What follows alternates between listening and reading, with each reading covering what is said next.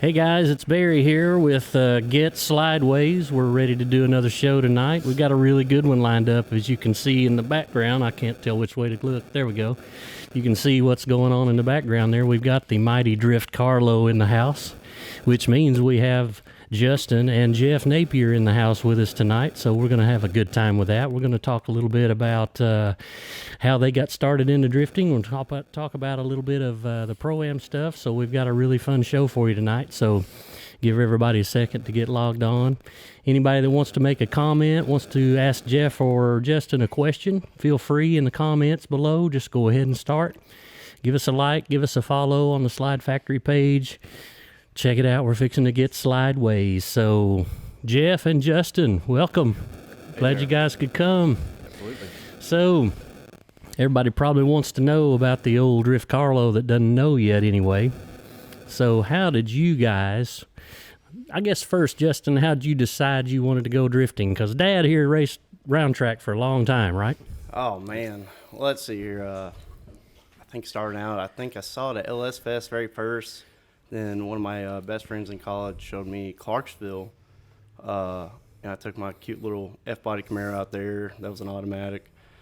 I tried to give it the best go it could. Eventually I blew a head gasket, go figure. eBay head gaskets. So I wanted to get a more serious car. And my dad had his own round track car. We cut the body off of it and everything. So it was just like this piece of crap in the backyard, to be honest with you. I mean, it was just a roll cage and a frame. It was bent up. It had it was terrible. But I wanted to take it drifting, so I reached out to people at Clarksville. This was like back in 2019, 2018, and they said I could bring it if I got it running. Nice. Well, then we found the DriftCarlo for $400. It was just a body and a chassis. Oh, okay. And we're like, hey, that might be a lot better to build than this well used up 90s round track car.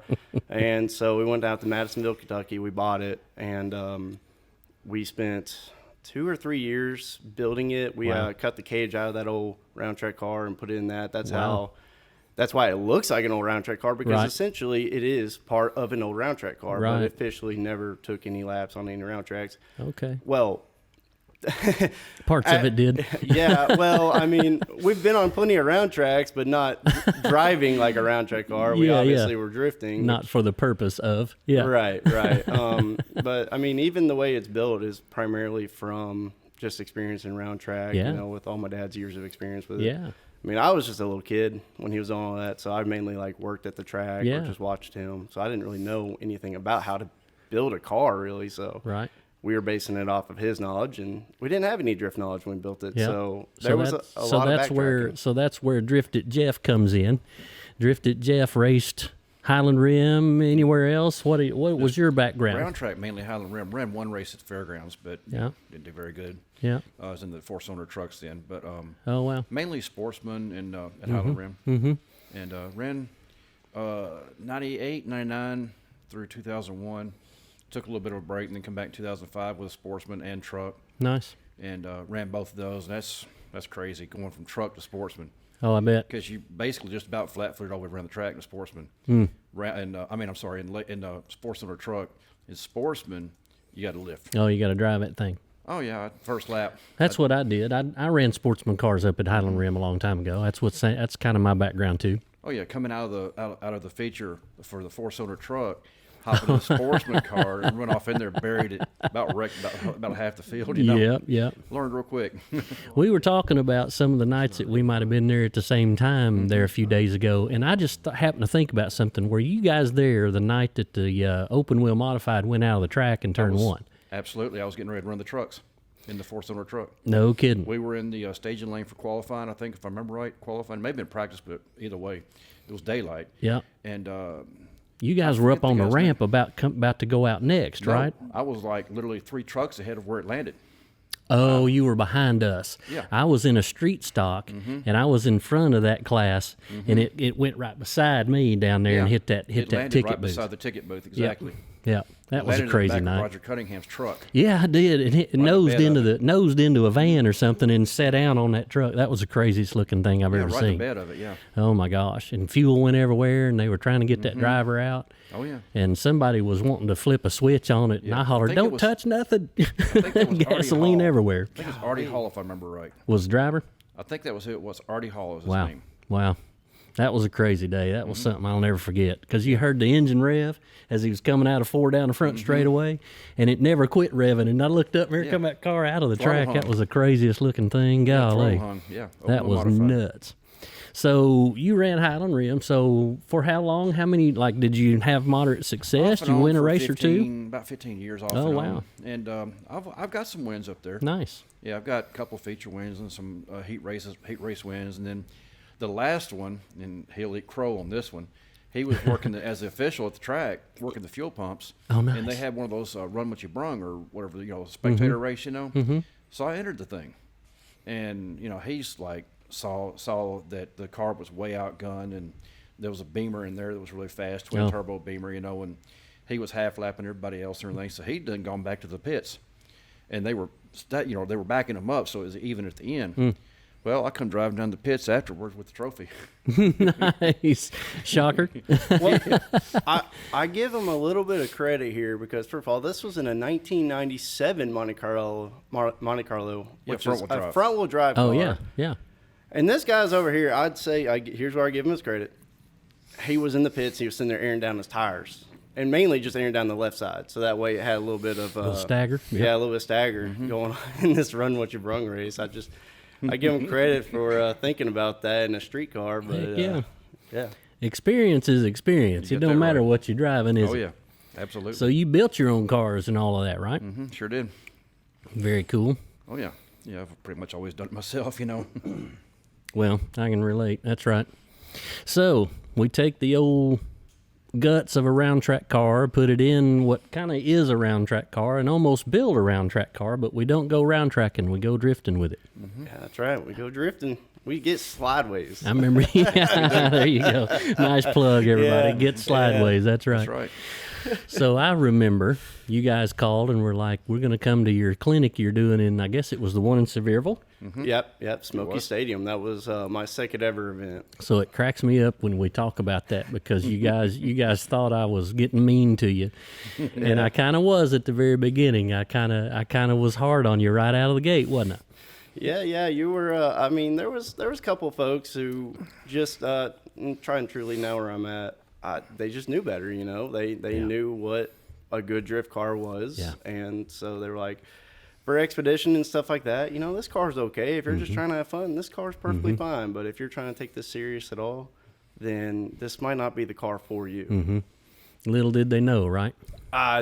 It's been a crazy 3 years. Honestly, I don't know how on earth we've just been doing it like this. Well, all the credit in the world because it's amazing what you've done with it and how well it drives now and how well it looks out there.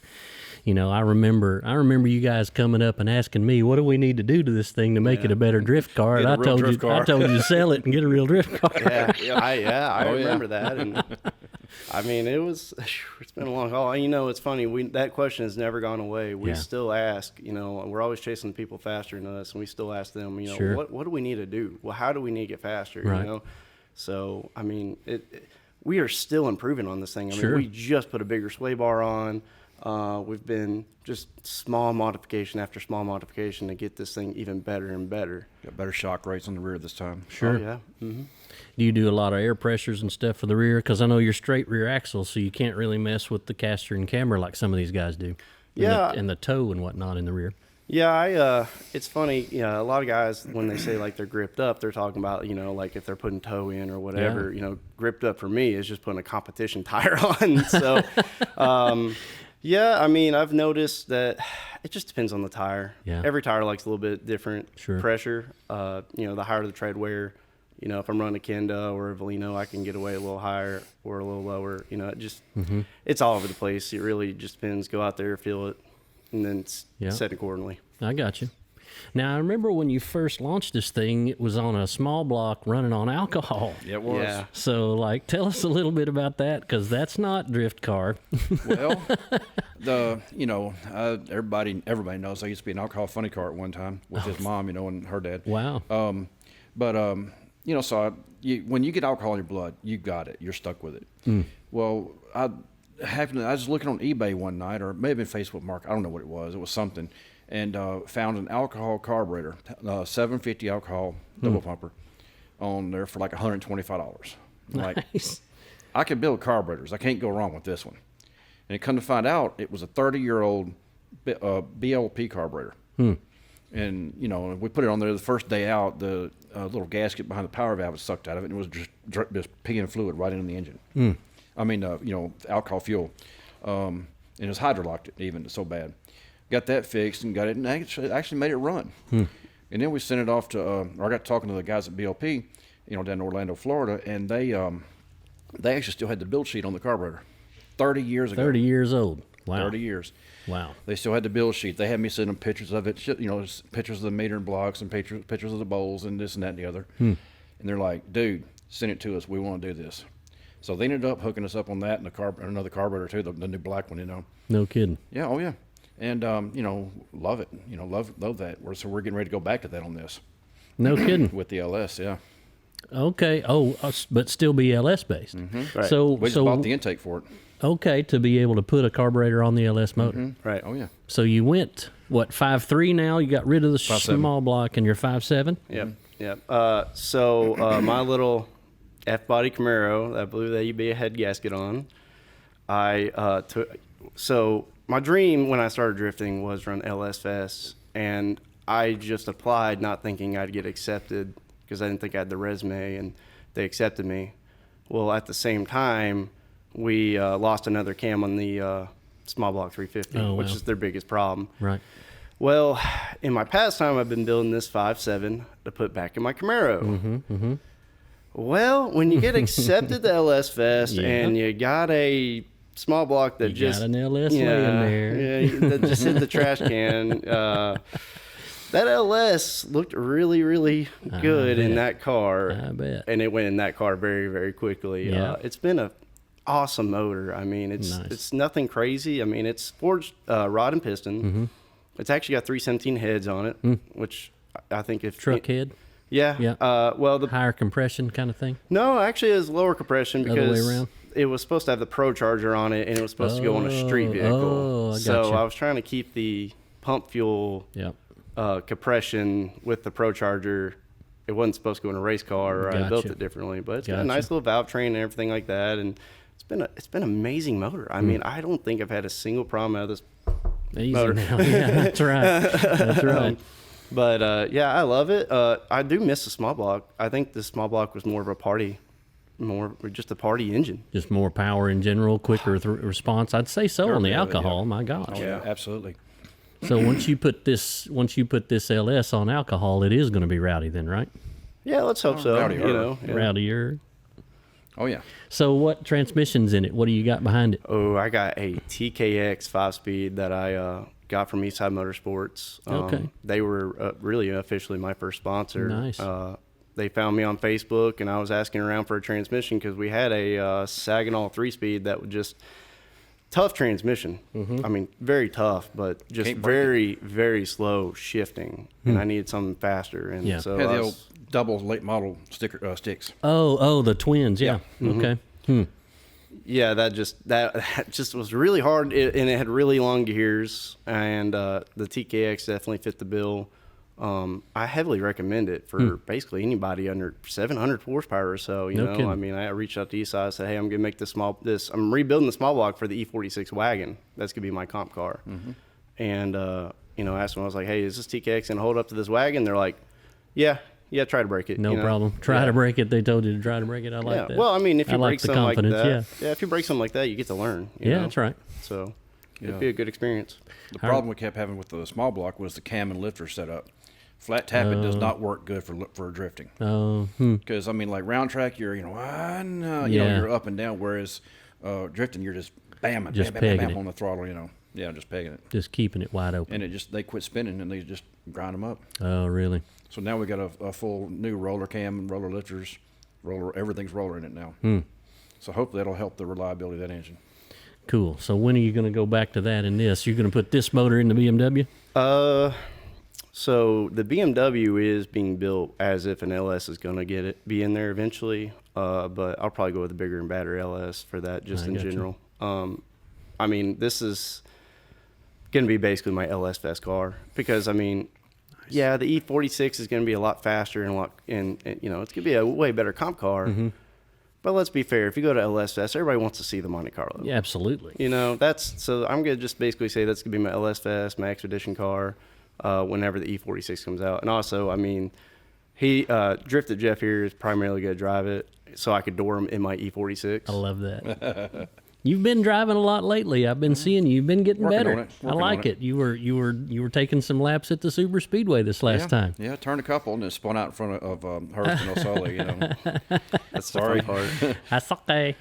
But and I thought damaged them. Turned out they damaged each other, you know, because they were running so tight, and I spun in front of them, you know. Oh, nice. And I thought I did something wrong, and Hurst said, "No, you just got in the dirt and just spun it." You know, that's all it was to it. Oh, it happens to all of us, Yeah. man. But between now and this next month, I'm not getting in the car. That's his job.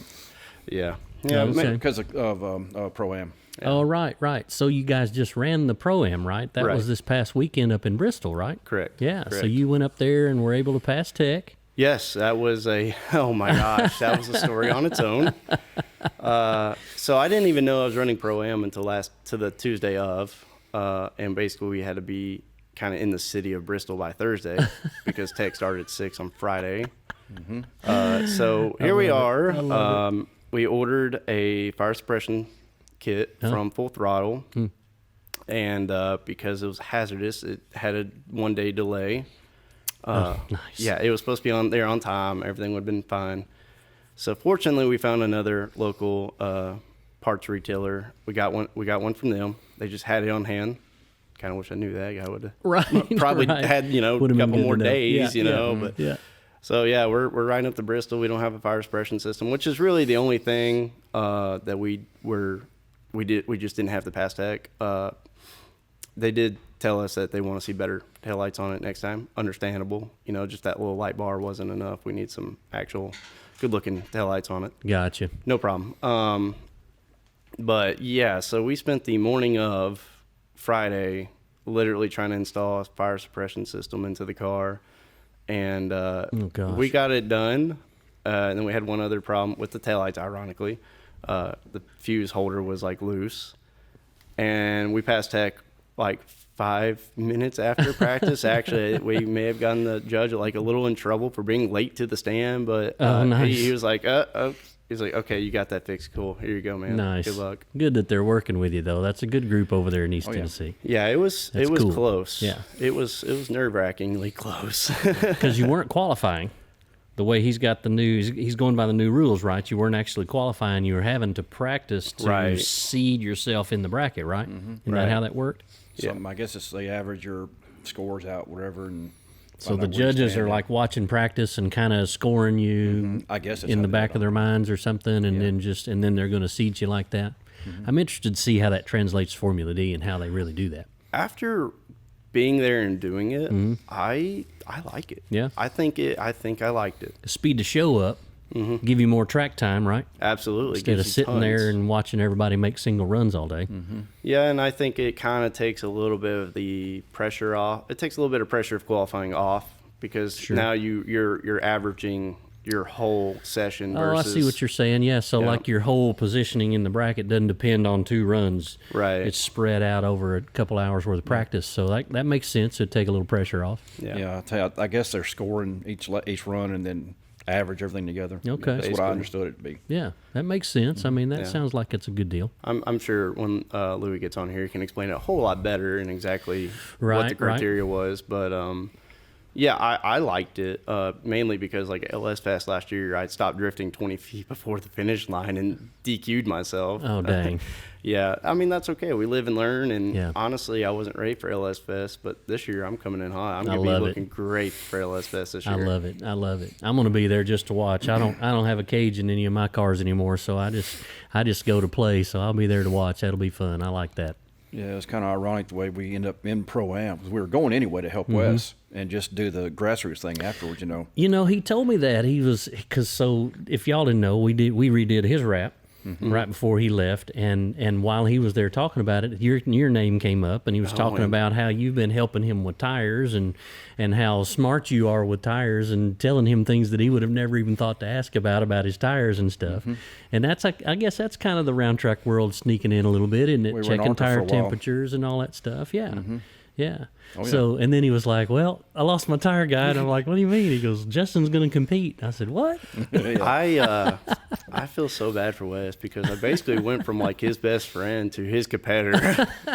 In 2 days, right? Yeah, it was funny because it was Michael Elsey, I think his name was. Or Yep. He posted he was selling his ticket, you know, and I just tagged him in it. Didn't meant nothing by it, had no intention whatsoever. His entry into the Pro-Am. Yeah. Gotcha. Okay. And I had no intention at all of entering us or nothing. Sure. Then Connor O'Sullivan gets in there. All right, or he says first. He said, "Well, we need about 10 tires." Connor O'Sullivan gets in there. Okay, I got tires. Y'all come on. Nice. And several others getting in there. Y'all got to go. Y'all got to do it. Yeah. You have no reason not to. You know. I love it. So here we are. Now we're running. I love it. Yeah, I'd like to definitely thank O'Sully for helping me out with that. Cool. Because I thought, first of all, because you got to buy your tires really from Tire Stack, Right. and I thought because we were 2 days before the show that they wouldn't Right. have them. So Oh. turned out they did. They so, roll in an 18-wheeler, don't they? Yeah, not this time, but next time they will. Yeah? They said they will. Awesome. But yeah, next time we got the tires for sure. That's fantastic. Well, you guys hold that thought. We're going to get back into that some more. It's time for us to take a quick little break. We're going to go to break for a short commercial. We'll be back in about 5 or 6 minutes with the next segment of Get Slydewayz. We'll see you then. Dream realized today, guys. We spent all day today testing drifting at the sinkhole at the NCM, the National Corvette Museum road course. Myself and Wesley Cloud made several tandem runs, several single pass runs, and as far as we can tell, we've stayed underneath their sound ordinance deal. We've simulated runs where we ran a few seconds apart, 30 seconds apart, whatnot, like you do when you're sitting in line. And everybody up here is really happy right now. And let me tell you, we're going to show you some footage here in a minute. This is the best place to drift on the East Coast, bar none.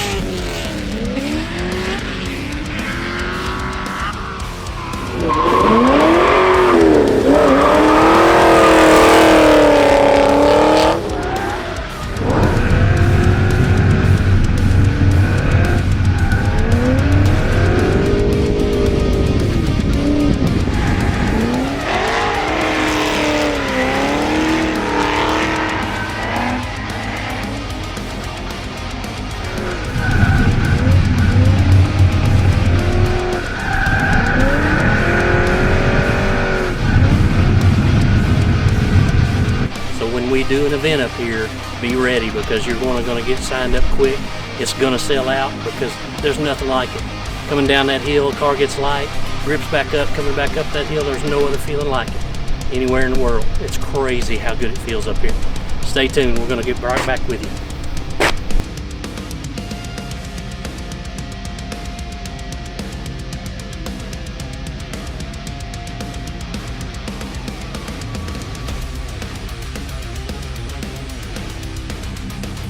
Dream realized today, guys.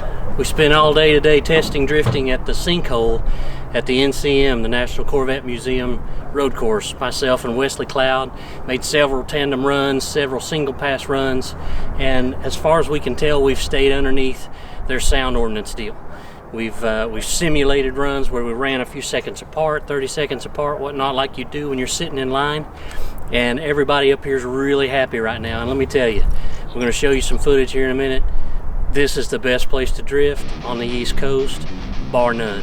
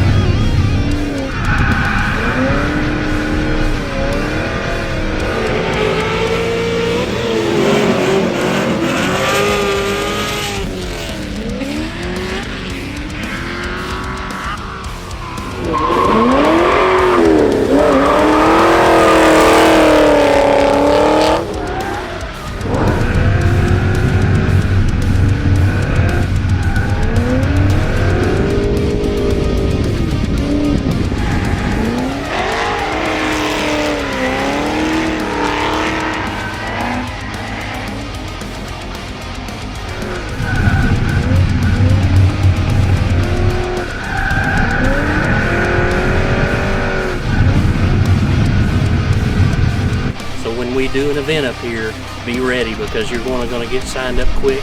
It's going to sell out because there's nothing like it. Coming down that hill, car gets light, grips back up, coming back up that hill, there's no other feeling like it anywhere in the world. It's crazy how good it feels up here. Stay tuned, we're going to get right back with you.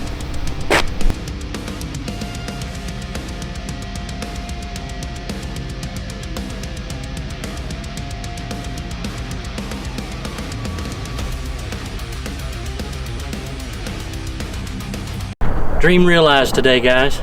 We spent all day today testing drifting at the sinkhole at the NCM, the National Corvette Museum road course. Myself and Wesley Cloud made several tandem runs, several single pass runs, and as far as we can tell, we've stayed underneath their sound ordinance deal. We've simulated runs where we ran a few seconds apart, 30 seconds apart, whatnot, like you do when you're sitting in line, and everybody up here is really happy right now. And let me tell you, we're going to show you some footage here in a minute. This is the best place to drift on the East Coast, bar none.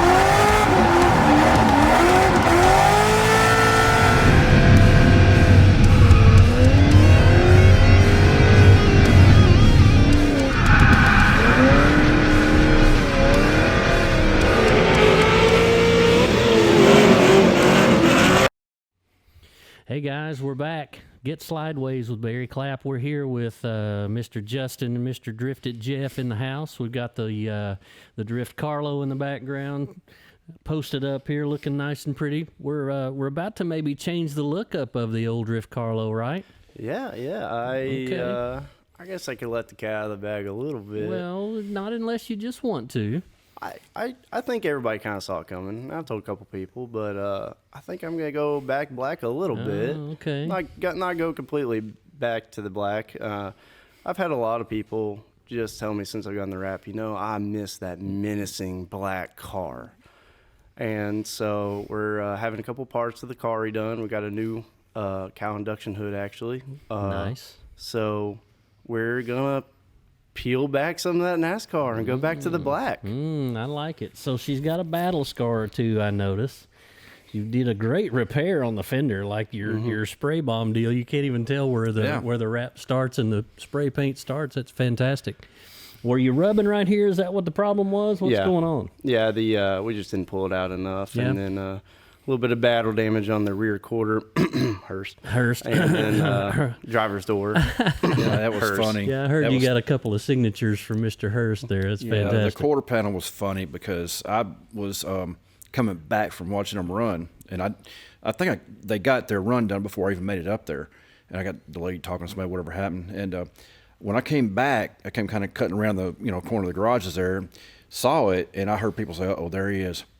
Like I was fixing to clean somebody's butt, and I was like, I just looked at him. He just said Hurst. I was like, yes. And then he got the other door as well, and that was a really good piece of work there, for sure. Yeah, I mean, so Brian Trotty, he kind of told Hurst, he's like, I bet you can't door him. Oh, nice. And don't tell Hurst that. Why would you tell any Formula D driver? I bet you can't door this guy. Yeah, Brian says it's not his fault. I don't know, but he kind of like hoped that I didn't see him say that, and I did. I see. So we went out there, and I actually blipped the throttle a little bit on the transition, and it was just a little slower going from one side to the other than Hurst anticipated. So I tail whipped him, basically, is what happened. I see. And I spun out, and we got back to the grid. We get out. He's like, why'd you spin? You should have just kept drifting. And I was like, okay. And he looked at the damage. He's like, here, help me pull this off your wheel. And so we pulled it off the wheel, and he's like, get back in front of me. I'm dooring you. And so the next lap, he doored me. Nice. Yeah, so. The video's fantastic. You guys posted that video from inside his car, and you can see the moment when he doored you, but you can see the door of the DriftCarlo flex just a little bit. It's fantastic. It is. And then he's pumping his fist. Yeah, I love that. He's doing the fist pump. Yeah, I got to give him so much credit. He's been such a good mentor since I've met him. Fantastic. Now, did he was in Bristol too, right? No. Did he not was go to not Bristol? No, okay. he was not. I thought I'd heard he'd gone up there, but to do some they went to spotting for somebody Atlanta. or something. They went to Atlanta to test their new car. Yeah. He's got the caddy, and then Connor went down there, and Novak, and I think 2 or 3 others was down there practicing for FD. I see. Okay, like at Lanier. At Lanier, gotcha. Where they can do a layout kind of like, well, they can do anything they want to in that little bowl. Exactly. That's a cool little spot, isn't it? Have you had the DriftCarlo at Lanier yet? I've had the DriftCarlo Lanier 2 times, 3 Twice. times? I think twice. Maybe 3 times. 3 Yeah, times. We little did 2 Dude and Blue events, and then we went there. That's right, Oh, we did. nice. Yeah, that was an experience the first time down there. The car was black. We had it's just that like I don't give a crap look. Yeah. And Murdered out. People thought we was professionals and stuff. We're like noobs still with the old alcohol small block. No, nice. they did not think we were professionals. They thought we were some crazy dudes who brought whatever they found in the backyard. Drug it out of the field. They were like, there's no way this old rusty-looking car is going to drift, and we did. We did. Oh, yeah. Showed 'em. And then they're like putting on the halftime show, and part of it was 360 entry. Oh, nice. And he's asking one of the other drivers, what's a 360 How entry? do you do that? Yeah, I think it was actually Derek Carter was there. Oh, Just nice. happened chance to be there. Me and him weren't super aware of each other at the time, because we were so new. Yeah. And I was like, hey, how do you do a 360? He's like, I don't know either. And I'm like, okay, well, I just went out there and did what I thought, Flick that sucker. just started up a transition and just flicked it the other way, I guess. I don't know how to explain it. And I won. And I was like, well, Nice. okay. Nice. I was like, whoops, I love it. Never done it before. He goes out there and wins it. I love it. Yeah. And they were doing it by crowd cheer, you know. Yeah. The second place guy was some BMW who, I don't know who it was, but it's like the crowd was like, and then when he's like, Monte Carlo, Yeah. it was crazy. And then he won a free day of drifting and stuff. It's pretty cool. Fantastic. That's awesome. So what's the banking like? I haven't been to Lanier yet. What's it like to throw it up on that bank? A little bit less than the rim. Yeah. I guess it's good way to describe it. For me, it's awesome, you know, because we don't get a lot of bank tracks around here. So it's probably the most bank track that I've driven in a drift car. No kidding. Really. So Yeah, it's like more than Beach Bend, but less than the rim. I see. Yeah, because Beach Bend's kind of backwards. It's low on the inside where it's dug out, Yeah. where the rim's it's kind of built up. Yeah. You know, we did golly, this has been a few years ago. We did a drift demo up there at Highland Rim. It's probably 4 or 5 years ago. Hooman was up there. I was up there. I was just breaking into the Corvette, world deal, and it was my nephew's car, Micah's car, and he didn't want to drive it because of the walls. So he's in the passenger seat, and I'm driving it. And there wasn't but about 4 or 5 of us, and they gave us like 10 minutes, to do a little drift demo. Dude, there wasn't a breath of wind at that place. And we got it so smoked up that we couldn't see nothing. Micah said later, he said, I was terrified riding in the car with you because we couldn't see where we were going. We couldn't see nothing. But that was good times. And it's drifting on the bank's a little different, isn't it? That's a different animal.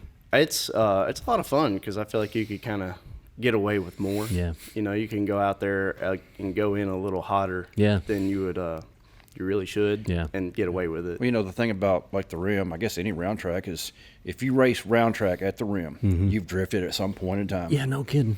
Go off in there and get loose, just even though it might have been accidental, you just swipe right along the wall. Yep. I was running I think it was a sportsman race, but I was in somebody's street stock car, and that thing was so loose on entry into one especially that I was doing, like I had just started drifting really, and I was just learning the letting go of the steering wheel thing. I was doing that going into turn one in that street stock car. I was This having thing to will let do go that. of the wheel This and thing was drive about it. self-drive, That's crazy. Yeah, actually, I had Tony Schutz drive it after Pro-Am. He was one of the judges for Pro-Am. And I just asked him, I'm like, man, I don't understand what I'm doing wrong. And he's like, well, I can't tell if it's you or your car. Yeah. And so after Pro-Am was over, I let him take a couple laps, and he made it look so dang easy. I was like, you gotta be kidding me. And look, it's okay to talk about your failures. What I was doing was I realized that I've never or I'm just not used to initiating with just a clutch kick. I'm used to initiating with either a handbrake or just giving it juice. And so at that place, you got to go up there and stay matted down and give it a clutch kick. And that's all it was. That was the entire time what I was having trouble with. Was all I had to do was hold the throttle down and clutch and hit the clutch. But I've never initiated like that before. And so basically I'm coming back home from Pro-Am just a way better driver. I mean, I got tons of track time out there. I got to be around drivers who are insanely fast. Sure. I mean, who are just amazing at what they do. Fantastic. It grows you. Yeah, he let Andy May drive it after Tony drove it. He came back giggling like a kid. Yeah. Well, it's so different. I mean, like I have purposely not gotten in it, and I'm gonna have to change my whole thought process. I'm gonna have to drive it. I gotta experience it. Yeah, it's I open gotta seat for experience you. it. I need to try it. We'll do a little ride share. You can take the vet around. I don't want to spoil you, but you can take the vet. Definitely I'll take that. the DriftCarlo once. We'll see how that's all about. I'm gonna next time in Nashville. Yeah, absolutely. I'm just gonna door you with your own car, okay? I'm gonna door my car with your That'd car. be fantastic. Me driving your car. I'm in. Mine's under the knife right now anyway. We had a little boo-boo at the NCM there a couple of events ago. We were running a train, and I can't remember who was leading. I was the third car, and Louie was in the fourth car behind me, and everything just kind of balled up. And Louie got in the right rear of me, so I've got a little body Well, that was damage. Nashville, I think, wasn't it? Yeah, it's super. Yeah. It was in the last little turn where it's the slowest, when Little you're hairpin, carrying yeah. a lot of momentum in there, and he just didn't get it woed up, and he got in the back of me a little bit. I think it hurt his worse than it hurt mine. think he's still working on it. Like you said, I think you said that he was maybe working on the left front a little bit, and that's what he got into me with. I hope he didn't bend anything major. Maybe we'll ask him here in a minute. Yeah. He posted earlier looking for a rack and pinion, so who knows? Oh no! Oh. Yeah. Wonder if it messed a rack up in that thing. I don't know. Yeah, drift car wrecks are kind of weird because, like when me and Hurst got together, he did more damage to me than I did to him. So it's just kind of weird how some of that how drift car wrecks work, you know. Well, especially coming from the round track world, we're used to tearing stuff up. Oh yeah. Yeah. I tell people that I keep saying that all the time. I hadn't been in round track racing in 10, 12 years, but those memories are still there, and I still remember how, you know, you didn't want to touch anybody, you didn't want to brush the wall, you didn't want to do anything, because anything you did messed the car up because of the speed you're carrying and how fragile they are. But, you know, in drifting, to your point, both cars are kind of going the same direction. So if you touch, it's not like a bang. It's just a little bounce and a bump and all of that. So maybe it doesn't tear stuff up so bad. And this is the first form of motorsport I've been in that everybody was overjoyed to get damage. Yeah, where it wasn't a fight in the pits after you did touch somebody. Yeah. Oh yeah. I touched on that a couple of shows ago. The first time I ever had any contact with somebody, and I got out, and I was like, well, is this going to be a fight or what? And a dude comes running up and hugs me. I'm like, well, this is weird. It was awesome. Yeah. I'll take it, though. I'd rather not go home with busted knuckles. Yeah. Yeah. Yeah. He leaned on Ryan Wares once, I think. Yeah. Kind of got a little touch. Yeah. Got Andy once, just a slightest little touch, but Hurst finally gave him the marks. Nice. Yeah. Gave him the autograph, I call it. That's a great that's a rite of passage to get doored by a Formula D guy, right? Yeah. Hopefully more to come. Yeah. Really, you know, I think if you're getting doored, I think with that kind of door, I think that means you're doing quite a good lead there. You know, that they feel comfortable to get up in there with you. That's right. What that shows is that they trust you to run a good, solid lead run and not spin out in front of them. That's what that shows. Yeah. So that's right. I had a really bad. It was funny when I first met Hurst, actually, and you know, hey, talked so much about him, but when I first met him, actually, I had a really bad habit of spinning out in front of him at the very end of the lap, just continually, just over and over, to the point where him and Human were just making fun of me for it. So they've through mentoring by bullying, maybe By bullying, yeah. they've made it where I don't do that no more. Nice. So, yeah. Hurst Good. pretty much just come up and said, okay, every time you're on the line, I'm getting behind you. Yeah. Nice. You had no choice. Were you getting too hype? Is that what it was? Like you're too excited kind of thing and just give it just a little bit too much at the end? Or Yeah, what well, do you definitely the first time I looked over my shoulder. I was like, oh my gosh, he's right there, you know, and I gave it a little too much and I goosed it around. I think the rest of the times it was like, yes, I made it through the lap. Whoops. Yeah. I got too calm, you know. Yeah. Opposite. First time we met Hurst was at IA at Bowling Green. Or was it IA? Yeah, in Fort Lyons. And I just walked over to him. I didn't see him doing tandems and stuff and thought he's all right. And I said, hey, you want to run one with us? You know, give us chase us. Nice. He said, what car you got? And I said, the Monte Carlo over there. And he looked at one of it. He was over talking to Human at the time. Said, asked one of his guys. He said, are they pretty good or what? And they said, nah, he's okay. You'll be all right. They went out and they laid down a lap. Nice. Yeah. And spun at the end. Nice. And I mean, we can't give Hurst all the credit of why we're doing so good nowadays. I mean, we've had plenty of characters. Sure. I mean, oh gosh, I can't even name them all. I mean, Andy Hardy, Wes Cloud. I mean, just you, Barry. I mean, just there's Conrad Solly. Yeah, I mean, just so many names that I can't even keep up with all of it. Well, and to me, that just really shows what a good group of guys we have here in Middle Tennessee. And Connor comes in from the east, and Hurst comes down from Kentucky or whatever. But the group of guys that we have here that come to our shows and drift and here in the Super Speedway and up there in Clarksville and all those guys, because they drive together so much, you get to be where you're buddies with those guys, and we become a family. And so anytime anybody's struggling, that's what I love about the drift community. People will help you. People will tell you, and they'll tell you the right thing, not like round track where they'll lie to you so they can beat you. You know, it ain't like that. They will tell you the right thing, and they'll help you, and they'll help you develop as a driver because they'll push you, like you said. Yeah, I remember Steve Pittman told me. You remember him? He told me one time. Actually, told me multiple times. But he said, if you want to know how to do something in racing, ask the guy you're chasing. Yeah.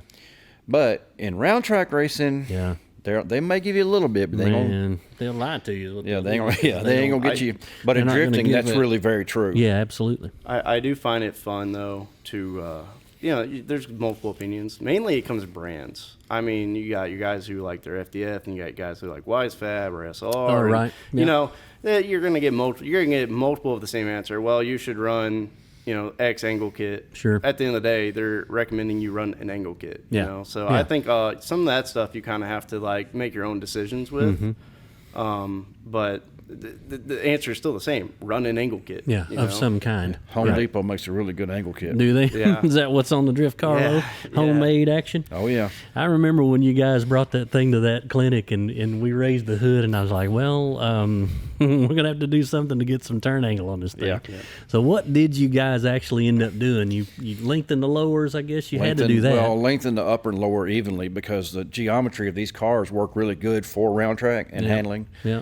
So we kept the geometry. We just lengthened everything 3 inches on either side. 3 inches, wow. A piece of 2x3 box tubing for the bottom. No kidding. Cut it off the length, cut the control arm just inside the ball joint, but outside the sway bar length. And just extended the ball joint out 3 inches. Welded it all back up, put a little bridge underneath it for strength and rigidity. Works great. Well, we did have to run a Chevelle autocross spindle. That's because Monte Carlos didn't come with bolt-on steering arms. And where your actual angle comes from is the closer your tie rod point is to your ball joint. Yep. That's where your actual angle comes. And I'm sure if you guys talk to a guy like Scotty D, he'll tell you way, way more. Yeah. And I'm sure if Scotty D actually looked at my angle kit, he would cringe. He already has. But I know he loves me. He just looks at it and shakes his head like, I don't know how. I'm not brand dropping by any means, but I've asked him quite a few times, like, hey man, can you make me an angle kit? Yeah, and he's like, I'll do it, man. Scotty D angle kit for the DriftCarlo. You got I love about that. 5,000 of them, though. Scotty D, you got to get on that, man. Yeah. We got to have the Scotty D Enterprises. That's right. Angle kit on the Monte Carlo. But the steering arm is basically an inch and a half square solid steel stock bar, Wow. And we moved the tie rod in as tight as we could get it. Yeah, I mean, and I'm gonna go and say, if there's anybody out there who's drifting some weird stuff, I know a guy. I think his name was Cameron. Sorry. He's drifting Tacoma at Clarksville right now. He's ripping this thing. He actually let me drive it at the last event, and I couldn't drive it. I could not drive it. I mean, first of all, I don't have a handbrake, and I've realized I'm very Reliant. Yeah, Handbrake reliant. Yeah. I mean, they're just nice, you know. I mean, you can just break that traction and everything, but he didn't have a handbrake, and I mean, this thing felt like more gripped up than anything I've ever drove, and I mean, he's out there ripping. He's driving. And I couldn't drive it worth a crap, and so, but I even told him, I was like, man, if you need help with your angle kit, if you're trying to custom fab something like that, we can help you out a little bit. Nice. So I just want to put that out there that we're more than open to give answers away and help people if we can. Fantastic. I love that. So like how often do you guys go up to Clarksville and hang with those guys? Like they do events pretty, like we can't do that many at Super Speedway because of the rent and the insurance and all that crap we got to carry, but they do them really often. I got to get up there. I can't. Yeah. It's been way too long. I got to get back up there. Go as often as we, pretty much every time the doors are open, just about if we can. They run one once a month at least, don't they? Yeah. And then there's sometimes a little extras. Like I think they just had Springfest last weekend. Oh. So that is like an extra event on top of the Clarksville event. Kind of like how NSS, you have yours, and then there'll be some other people that have them. Yeah. Like Slush will come in or something like that. We just got back from Bristol Saturday night. He's calling me at like 8 o'clock Sunday morning. Hey, let's go to Clarksville. Huh? Yeah. I mean, it was what? He's like, okay, never mind. Yawn. I've just driven 6 hours. I've slept for 4. You want to go what? Yeah.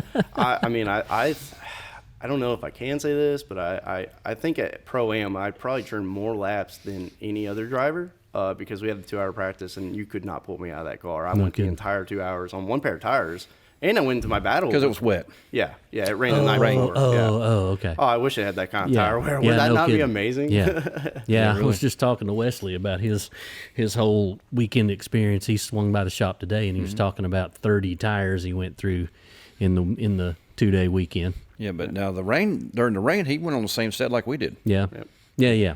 Rain. And then he changed over in time for comp, Plus, rain gives you an extra 100 horsepower. It really does. It was good. It kind of leveled out the field a little more. I bet. I still got in my head really bad, but I mean, that's just experience, you know. I mean, Yeah. like I know I can compete with those guys. I don't know if I can like bring home a podium, but I can absolutely go out there and compete with those guys. I love it. And you know, that was I just got in my head real bad. You know, Yeah. it just felt like a lot of weight. You Yeah. know, like Yeah. you're sitting there at the line, you're looking at Well, a it's guy. the first time you ever done it too. Yeah, I mean, just it's a little like it's a lot to take Yeah. in when you're looking over a guy and you know he's got a supercharger on his motor. He's making 700, and you're like, well, at least we're on the same tire, you know. Like, I love that. That's a lot to think about.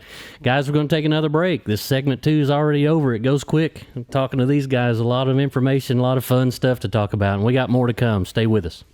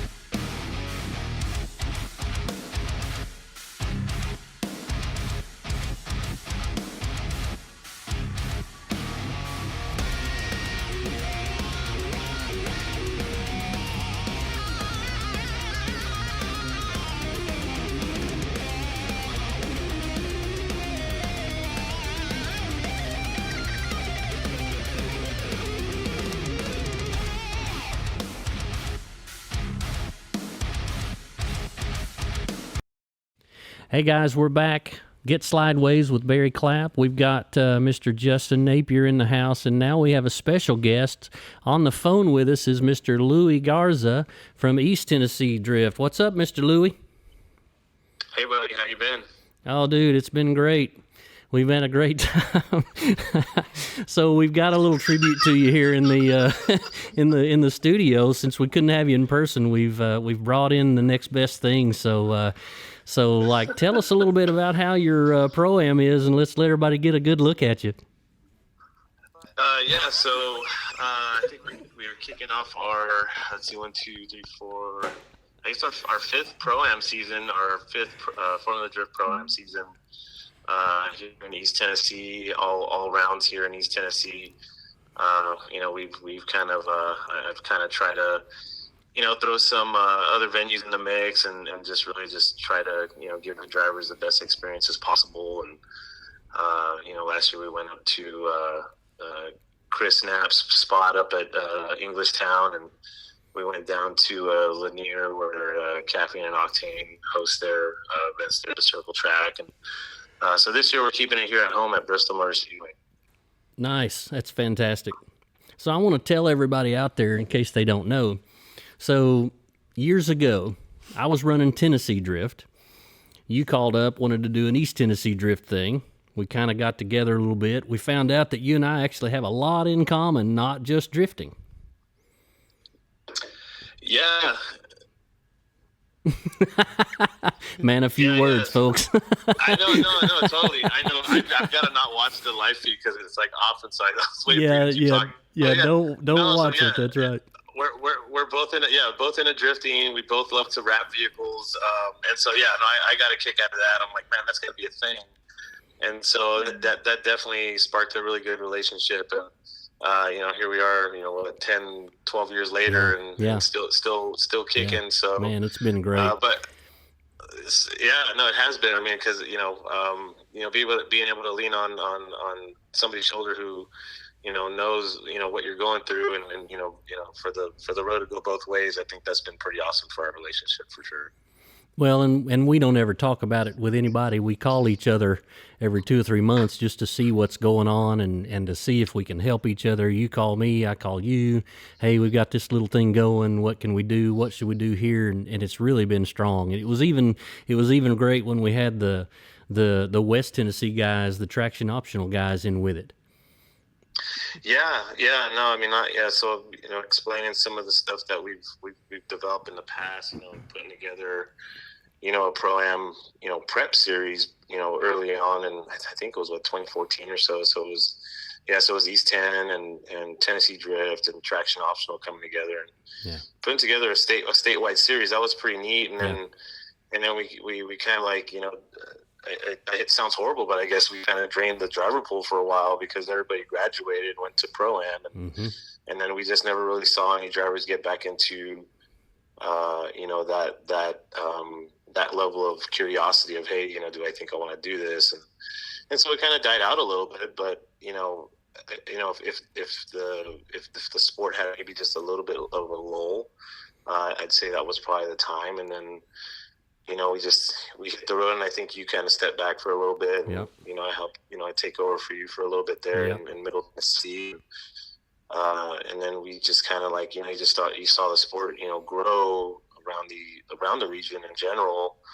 And honestly, I mean, the tables turned for me when the pandemic hit, and I had to take a step away and, have a couple kids and have a thriving business. And your life has changed quite a bit in the last couple of years.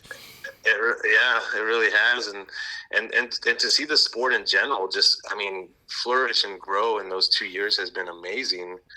Thankfully you were able to come out and host, for our local guys out here, and but just looking at the areas that we used to travel out to, I was on the road for 32 weekends a year, and we'd go out to ZMAX and down to Lanier and out to NSS and Beach Bend and Bristol, and people wanted us to come out to, pretty soon you would see those local tracks, those smaller mom and pop drag strips or small circle track venues that had asphalt who would say no to it, all of a sudden just jump right in and say, hey, let's do it ourselves. And so the grassroots level of driving and hosting it just exploded. And awesome, because honestly, like, I don't think I can handle 32 weekends on the road anymore. But it's just awesome. It's just amazing to see that growth in the sport in general, and to come back, for my first full season in 2 or 3 years to, almost maybe, I want to say maybe like 2/3 to 3/4 of the field being just new faces to me. And just welcoming and to me, being welcoming to me and excited just to keep going and not have it disappear completely from the area. So I love that we've got these new venues popping up too. We've got the guys down toward Chattanooga in Alabama that are doing that driven luck circuit. The mid pond scene is as strong as it's ever been and growing. And I love how those little pop-up deals are popping up, because like you said, it takes pressure off of you and me to be able to maybe get to go and enjoy one instead of having to have all the pressure of actually organizing it.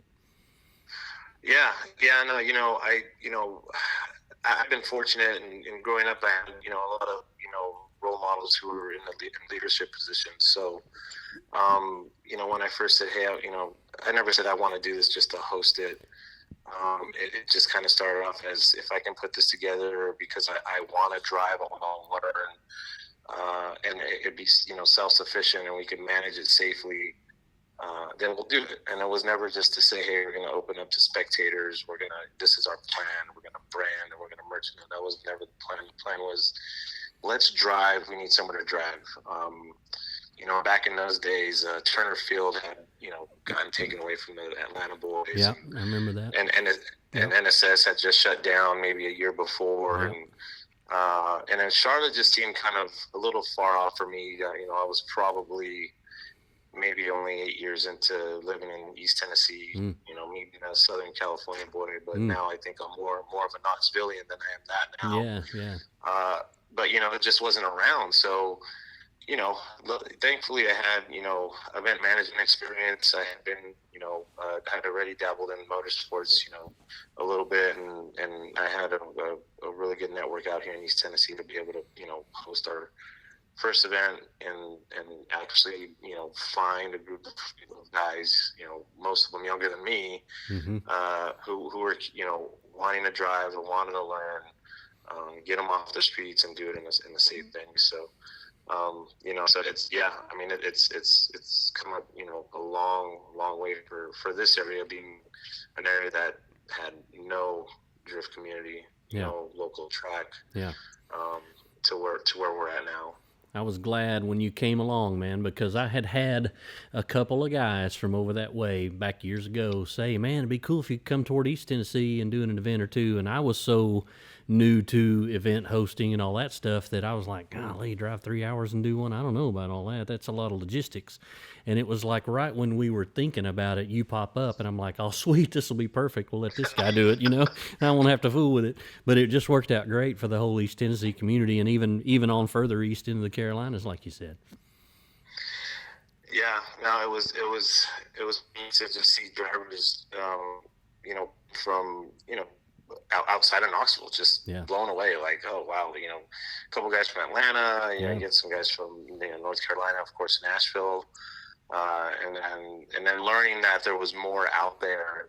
I remember the first event you came to, like, hey, follow us down to Huntsville. We went down there with the people that were hosting that, and continued to get that seat time that I needed personally as a driver. So, it wasn't the guys, hosting the events and just doing spinning out the whole time. That's right. Whenever I was out there. So, but, it was experience, and that's something we continue to preach is like, you never stop learning, as a driver, and you have to get that seat time, and don't,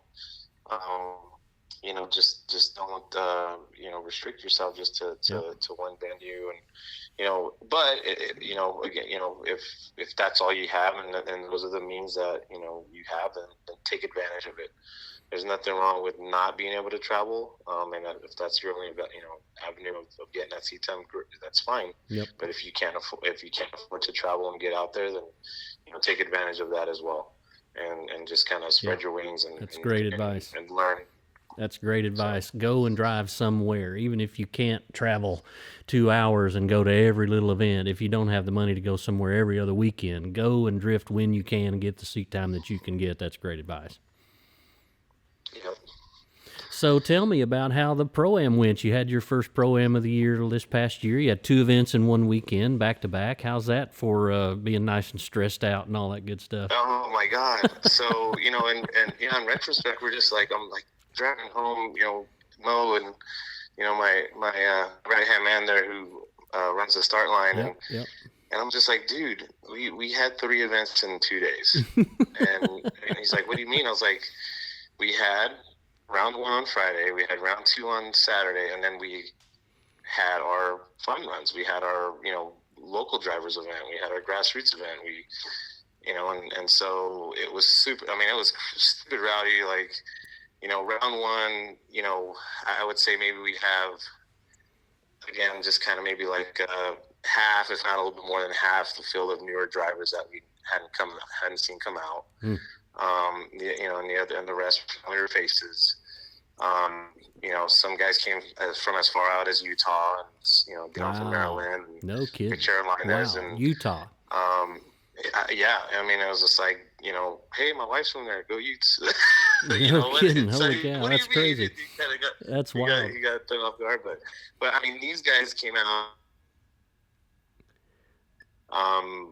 and it was super exciting. We ran a layout that we had run 2 years ago, which is super fast in the lot that they have for us there at Bristol. And, yeah. I don't want to say sketchy, but like if you don't study this layout and you're off the start line, you're like, well, I'm going to go into that pole, and there's a pole there, but it's definitely the perception is a little intimidating. So, but we kind of loosely based this layout off of an old Formula Drift Texas Speedway layout. So. Super fast. The weather was not perfect, but a plus if we want to teach the drivers.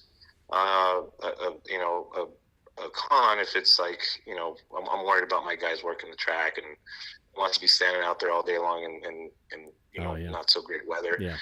So thankfully it was actually in between. So it wasn't like a washout. Friday was consistent surface condition. These guys threw down, hit all the marks, progressed throughout the day, and then day two comes, and after we finished our day, which was we ran basically from 9 a.m. to about 4 o'clock. It wasn't like, okay, guys, let's bring it in and celebrate and talk about who won first or whatever. It was like, let's get to setting up for tomorrow. Wow. Same layout, but here comes the vinyl side of what we do, and we know it's going to be not so great tomorrow. Let's prepare, because we all know that chalk or flour does not last in wet conditions. So. So we tested out some vinyl. We did a vinyl application on the track, and it worked out really well. Nice. Worked out really well. So our marks were ready to go first thing in the morning.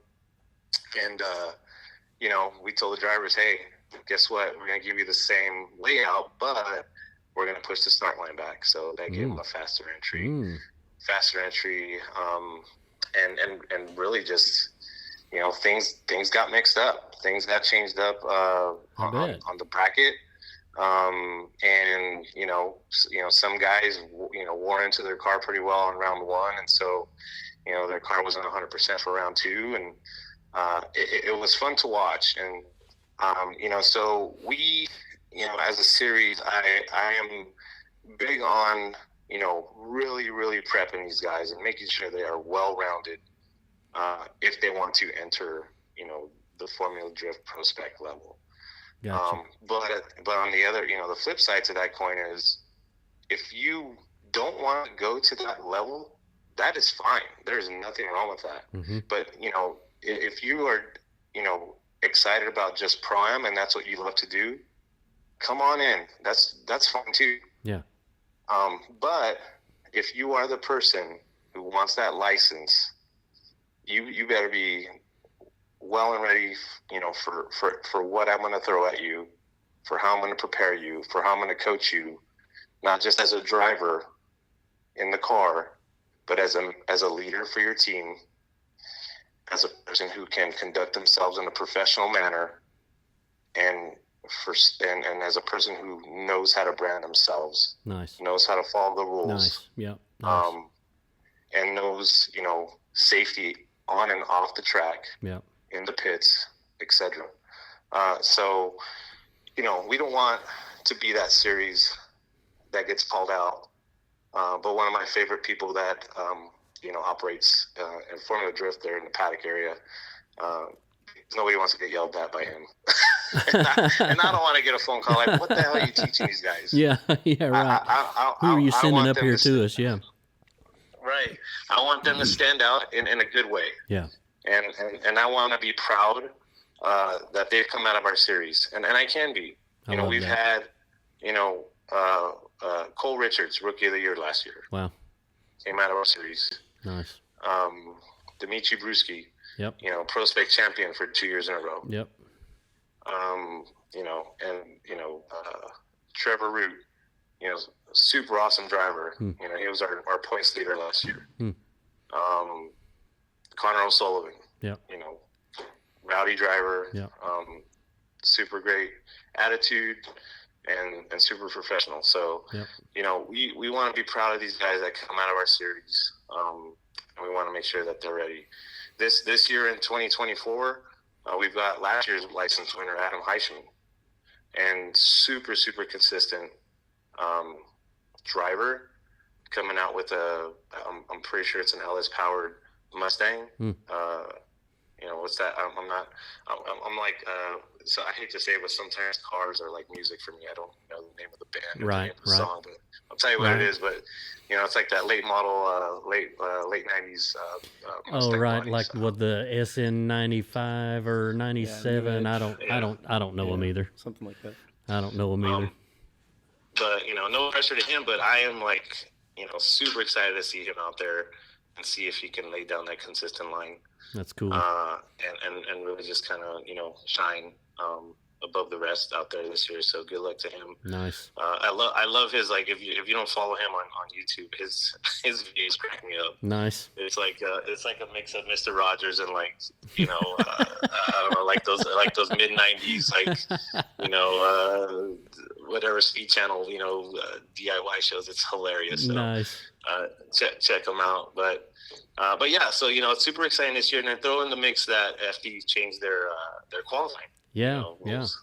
And so I said, you know what, we're gonna do it too. That's right. Do it just like so, it's supposed to be. That's right. Train them at the very beginning. As soon as it changes, you might as well go with it. Yeah. So super stoked about that. It worked out really well. You know, it was a learning curve for us too, because it was like, you know, whether they announced that probably 4 weeks ago, and we're like, here we are, like, let's do this. Yeah. And you know, and so we, you know, we kind of, you know, convened and we met and talked about it. And you know, shout out to Tony Scholes, you know, one of the early legends in FD. Yep. And so he's one of my judges, and then Nate Chen from Nate Chen Racing came out and nice. Was a stand-in judge. And so yeah, we kind of all put heads together and said, okay, let's be 100% on what they're stating here in the rule book.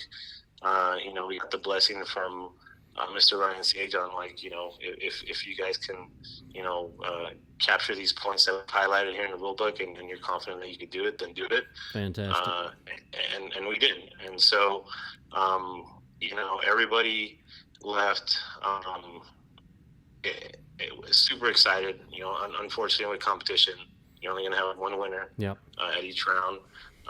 And ultimately, you know, one of my goals as well is that no matter what, you walk away with some value. You walk away with some substance, right? So absolutely, you know, it sucks to lose and walk away like with nothing, right? But I want folks to. It sounds horrible. I want them to be able to lose, but still walk away. Sure. Learn from it. Make you better. Exactly. Make you a better person. Make you a better driver. Louis, if you can hang out with us just a little bit longer, we're going to take a little short break. If you can, if you can't, that's cool. But if you can, we'd like to have one more segment with you. But we got to take a little break. We'll be right back. We'll get Slydewayz with Barry Clapp. We'll be right back.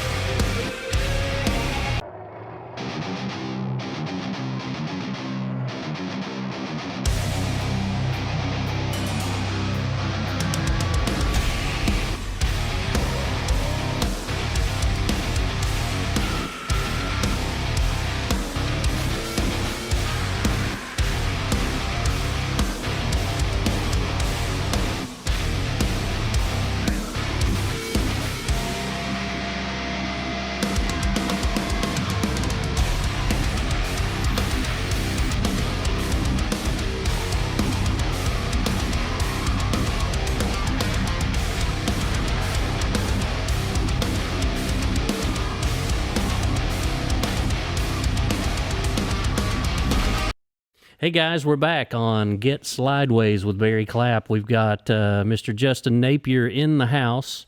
We've got Mr. Louis Garza by way of cell phone, and we have his caricature over here hanging out with us.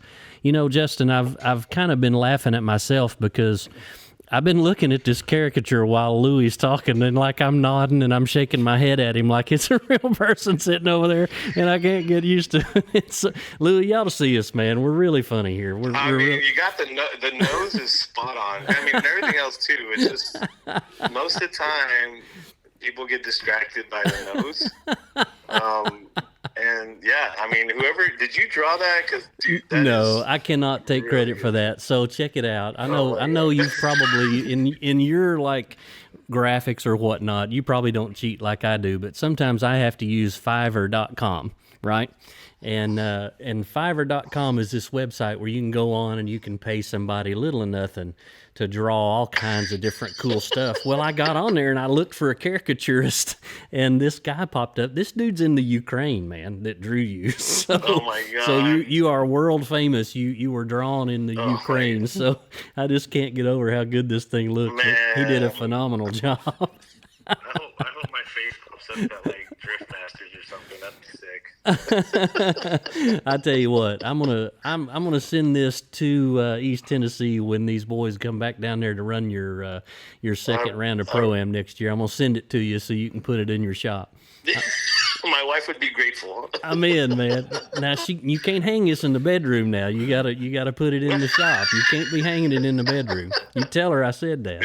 Yeah. Little Lou's like, Dad, what are you doing? I'm like, that's me, but yeah. That's fantastic. Well, listen, I wanted to get back with you back on this Pro-Am thing because we've got Justin here, and Justin came and ran that first round, and you know Justin's still relatively new to drifting, still learning, and he's already been singing your praises about how much he learned at this Pro-Am deal just because of what you were saying earlier about how you really push them to be better drivers and to hold them to a better level. Justin, tell us about that, like how much you were saying about how much you learned this past weekend. Yeah, I mean, the judges, all three of them, are very much open book of, hey, if you need help, you have questions, come ask us. And, I mean, I had tons of questions, and as I said earlier, unfortunately in my case here with having just such a unique car and stuff, it was like, we really ain't sure if it's you or your car. And and after Pro-Am and I had one of the judges drive, and he told me, yeah, okay, it's you. Nice. It's you. And that's okay. That's okay.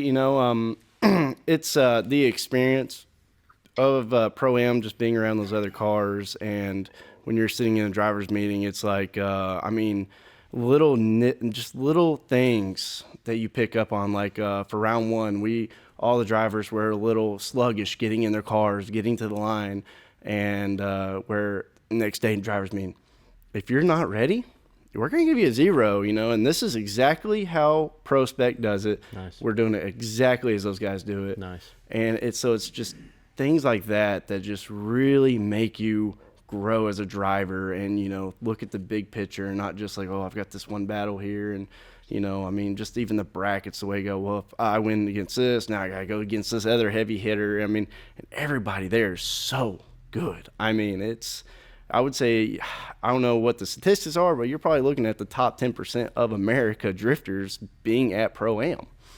So, wow. I mean, it makes you grow. It forces you to grow, yeah. And it makes you even more hungry for more growth. Nice. That's what you're after, isn't it, Louis? Yeah, no, definitely. I mean, we want to give these guys, as as they're going to get when they get to that higher level. And we want to be fair to them as much as possible. It's their hard-earned money that they're spending with us, and so they get the respect that they deserve, and also we're all. But and the flip side to that coin is we're not going to treat them like babies. They're adults and they're here for a reason. And ultimately, if you paid money to get to enter our competition and you want to be a jerk about it, you feel like you don't need to be there, but you deserve the license, then you're not going to get the license. Yeah. And most likely you're going to ruin it for yourself and those around you, and you probably won't be around for very much longer, in regards to the Pro-Am competition. So, it's all about respect and reciprocation. And, and it's ultimately treat others as you would want to be treated. And that's just a simple rule that, if you utilize that, will carry you very far in anything you want to accomplish. I agree 100%. I believe that. That's well said. If you'll treat people the way you want to be treated, that is well said. That's great advice. Dustin, treat people the way you want to be treated. I hope. I don't have a good response to that. He said, all right, okay, good. get off my back. All right. Golly. Everybody go buy Monte Carlos and go Pro-Am, I That's guess. right. That's right. Everybody go buy big body Monte Carlos. That's the way Justin wants it. So tell me, Louie, so Justin called and said, hey, I've bought Michael Elsa's ticket. Can I bring the DriftCarlo to your Pro-Am? What did you say? I was super excited, honestly. He had, we crossed paths, I think maybe at like NSS last year in November, and he was like, would you let me run? I'm like, I would totally let you run. I was like, as long as you can pass, some of the major safety, marks on tech, then you're good. Like, ultimately, you can't take that car to prospect. But it just kind of goes back to what I mentioned earlier is, if running Pro-Am is what you enjoy and that's the level you want to kind of just, chill at, and that the budget is a little bit friendlier than going to prospect, and great. Like, good for you. You found something that you're satisfied with, you want to be good at, and you want to conquer. And so you don't have to do that with a Pro-Am / prospect ready car. Ultimately, we want these Pro-Am cars to be, semi like prospect ready, right? So if somebody said, okay, I'm going to stick with this chassis into prospect, good for them, because they're getting used to that chassis, they're getting used to the feel of their car, and they're going to be that much better when they get to prospect. Sometimes some of these guys, when they graduate, they go with the whole new chassis. It's another power plant, and it's like, you were so good in what you were using, now you're just going to blind yourself by going into something different. So with the Monte Carlo, in essence, you almost have, another driver level in Pro-Am. And ultimately, if, driver A, who wants that license, can't beat Justin in his Monte Carlo, who is, iffy about wanting a license or maybe doesn't want it at all, then you're not ready for prospect. Right. You're not ready to compete at that level. That's part of the conditioning. The conditioning is to make you a better driver, to be, to take that podium, to win in points, and to win in points, you have to be, whoever you're going up against in your battle, in your bracket. Do you have any guys that are already, say they're already in prospect or even higher? Do you have any of those guys ever come down and run with you in your Pro-Am? Yeah, so we actually do have a prospect driver in our series this year, Matt Bystrack. He took second place at round 2. And so, good for him. Seat time is seat time. It doesn't matter what level you're at. These, pro drivers and prospect drivers, they're out there. They're out there driving. They're either driving, and most of the time they're driving in front of us, or they're going to these, high dollar, high stake, Pro-Am / like these shootout events that are popping up everywhere. Yeah, shootouts. And so, good for him. And it's kind of the same thing. Well, if you can't beat, Matt in Pro-Am, then, and well, guess what? That's what's going to happen when you get there. He's going to kick your ass. Yeah, So that's something funny. I find, people used to cry and complain in NASCAR when the Cup drivers would go down a level and run in the Xfinity Series or in the Truck Series, and all the truck drivers loved it. They wanted to race against those guys that they knew were better drivers. And do you find the same thing going on in your Pro-Am where the guys welcome those guys to come down because they want that competition? yeah, yeah. I mean, it's I tell folks, and I tell these guys, like, I'd have a pro driver there if they wanted to come and compete. Yeah. Whether they welcome it or not, maybe they're not as verbal about it or not. There hasn't been any, disputes about it, or calls of unfairness. But at the end of the day, again, he's just another driver, and I'm not too familiar with Matt's, driving routine. I don't know how much, seat time he gets outside of spec. So it could be it could be that maybe he needs more seat time for the year before the year starts. So, and most of the time, all these drivers are pretty familiar with, everybody's track record and whatnot. And I had asked him too. I was like, "You're running pro spec this year?" He's like, "Yeah." I was like, "All right, cool." Nice. And so yeah, we can't wait to have you. And so so yeah, so it's a thing. It's totally a thing.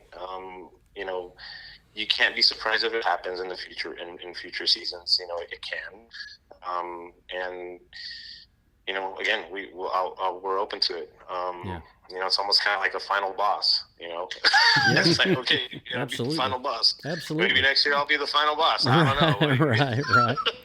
I think it's a great idea. I think the more competitions, the better. The more drivers you drive against that are better than you, that makes you a better driver. If you'll just open yourself to that, I can see where some guys would get mad. Well, I'm never going to win because I can't beat that guy. Well, you're not going to win if you get in the league with him either. Then, so you need to learn how to beat him. You need to learn that. You need to learn how to drive as good as that guy. As long as it's not like straight up the car is beating you. As long as he doesn't bring his, 12,000 horsepower Formula D set on full kill down there and beat you because his car is better. That might be a little different. But, yeah, if it's just driver to driver, you need to be able to beat that guy anyway if you're trying to go pro.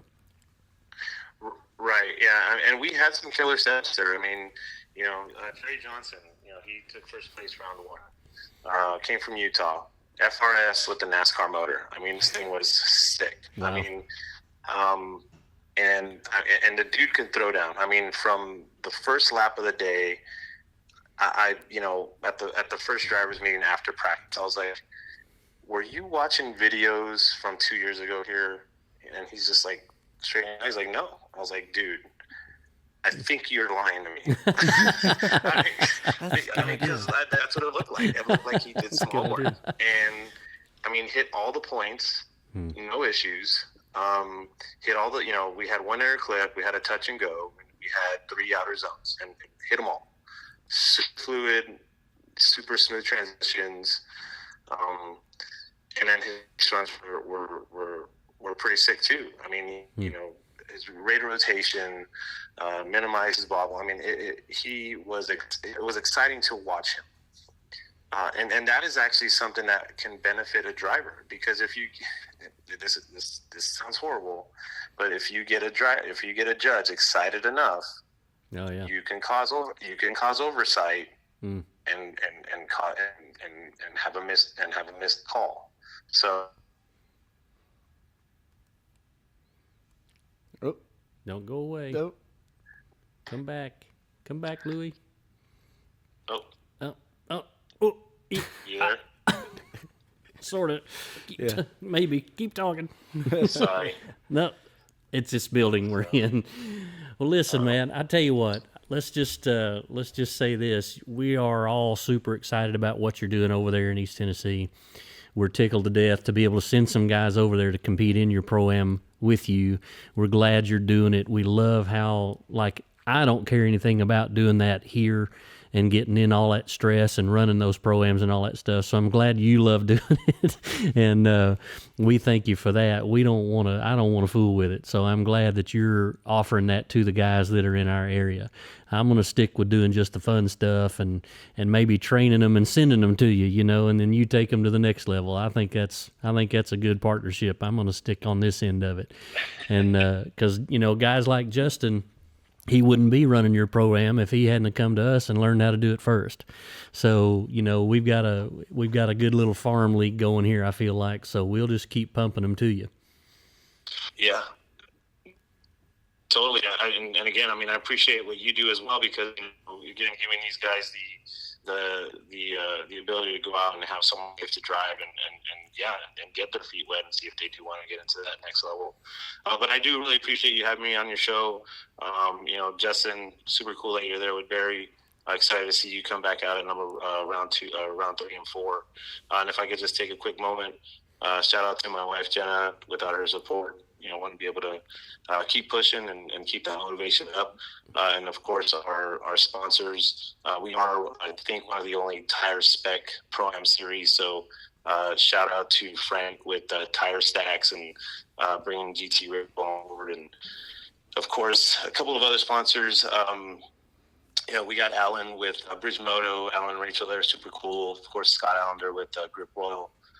We've got Excess Power. We got Remy and Scotty over there. Continues to support us, for the past, I think, 10 years. Nice. We've got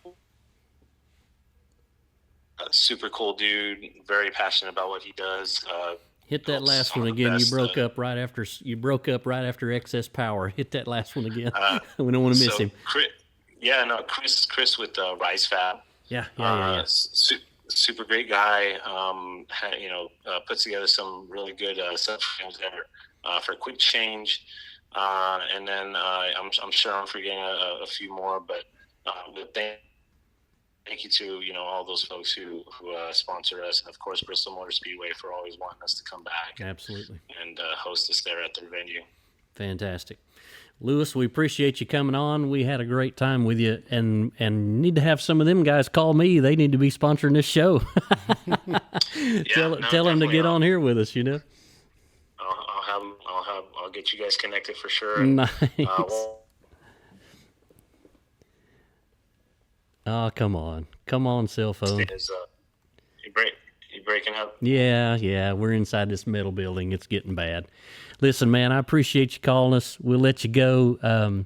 We're going to take another little break here. It's a little soon on this one, but we're going to take a little break. We're going to bring Drifted Jeff back on and do our last little segment here. He's sitting over here staring at me. He's ready to get back into it. So we appreciate Louie from East Tennessee Drift, his regular street fights he does at Bristol, and his Pro-Am that he's run. He's run 2 rounds this past weekend, and I guess it's in a month. There's 2 more rounds, right? April 26th and 27th.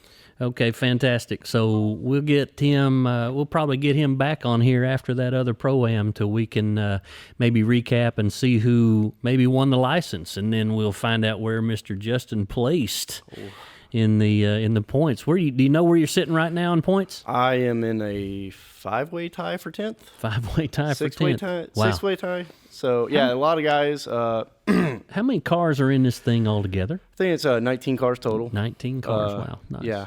And basically, the way play it this way, but basically, everybody's in a tie is the guy who showed up, made it to the line, and didn't win the first battle in either round. Okay, gotcha. Okay, so you did all your practicing, and then you got in. They started with a top 16 is what they started with.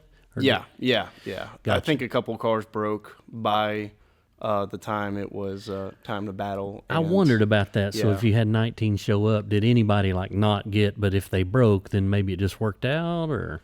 I don't have good answers for you. I don't have good answers for you. I know I got in on a buy run, to be honest with you. I got you. Hey, for me, a win's a win, baby. It doesn't matter, right?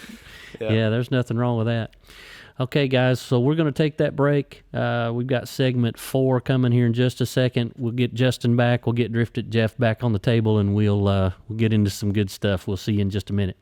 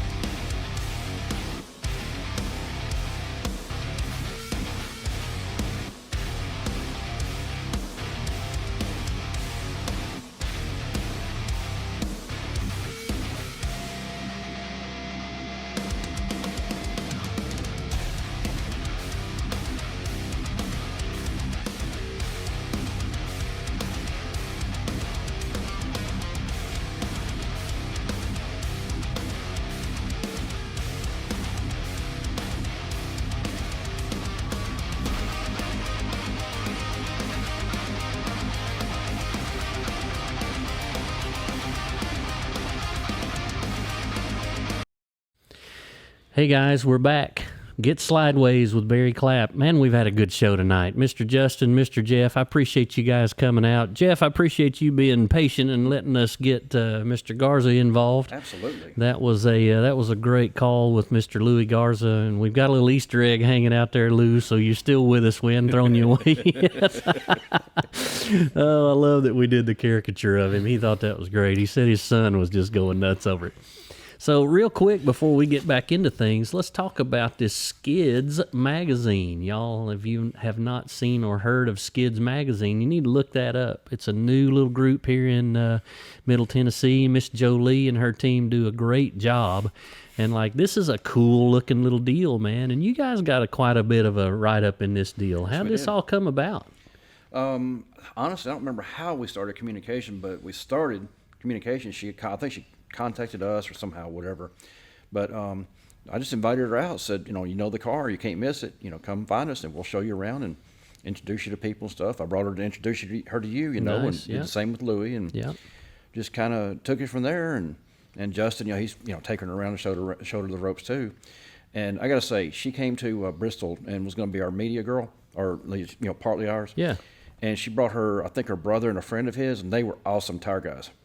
Oh, nice. They handled our tires. I never had to touch a tire all weekend almost. Nice. Yeah, I mean, like I said, for Pro-Am, we found out on that Tuesday. I mean, I reached out to as many people as I would, not everybody in the world, because I didn't want to be a nuisance to anybody. To be like, hey, can you take Friday off? Because that's a big thing to ask people. So we went to Bristol with no crew. And Jolie said she was going to come out. The morning of Pro-Am, she messaged me and said, hey, I've got my brother and his friend coming, and do you need, they're coming. And I'm like, thank you so much. It was like, everything is going perfectly, because I kind of went up there, like, we didn't have a fire suppression system, we didn't have a crew. Oh, wow.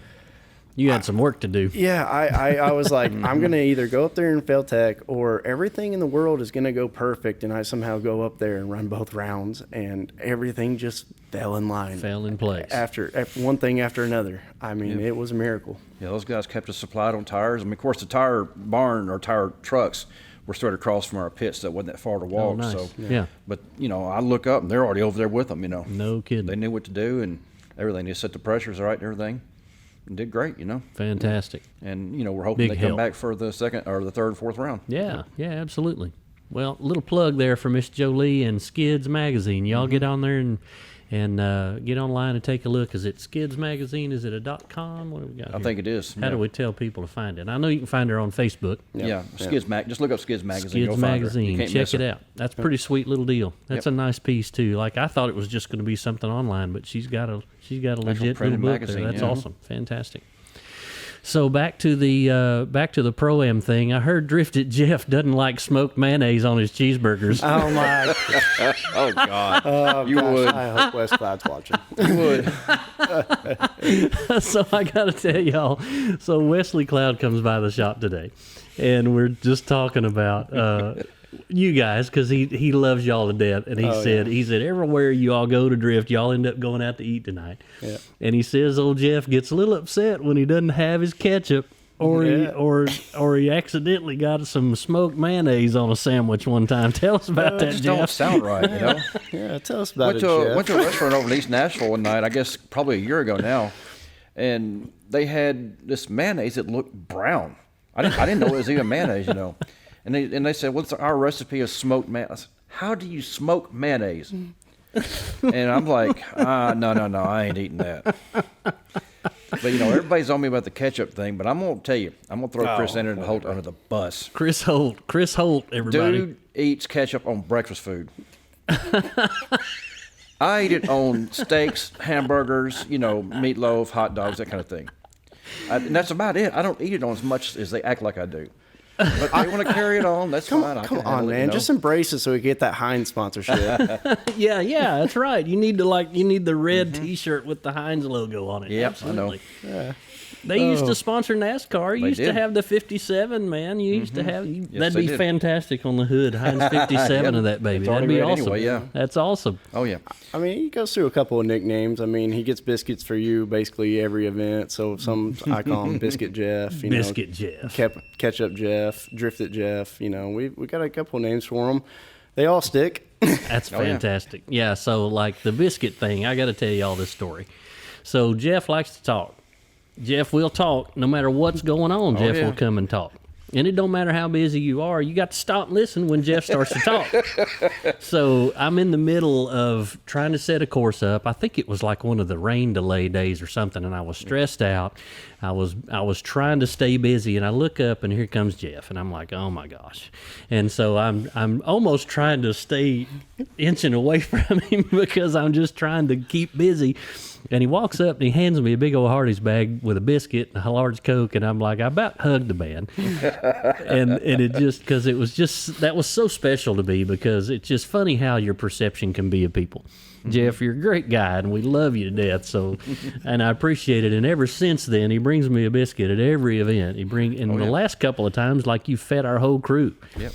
You just walk in with a big bag of Hardee's or whatever, and my girls there that run at the gate, they're looking for you every time now. They love seeing Mr. Jeff come toward us. So we really appreciate that. That means a lot to us. It makes us just feel like we're doing something right, you know. Yeah, you gotta treat people good that treat, That's that right. take care of you, That's absolutely take care of right. us, we take care of you. That's absolutely right. And that's something I've tried to teach him too, is take care of the ones that take care of you. That's right. That's exactly right.